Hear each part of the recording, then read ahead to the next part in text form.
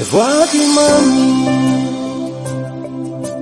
ataotsika izao korana tsotra ihany amarako anao na tsy fisy na fahoriny iaraka minao atrany satria ianao lay ity aseoko azao tontolo izao fa ianao lay safidy ny fo atolotroanao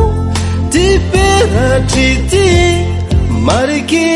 lay fity otory mariky lay fity otory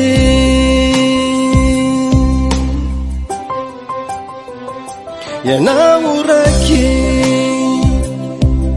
safidiny fo iaraka aminao ny andro piainako izy koa eto an-tany ianao iandro mamy tsy misy asoloko anao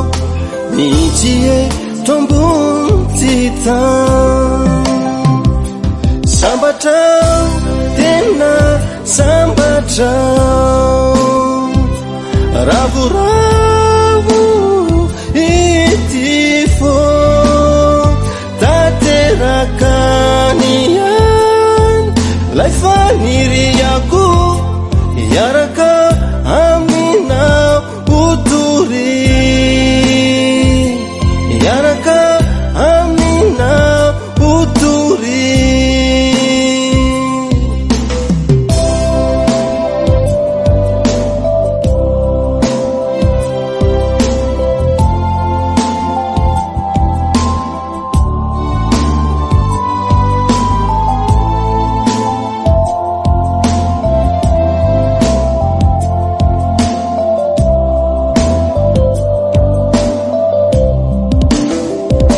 aseoko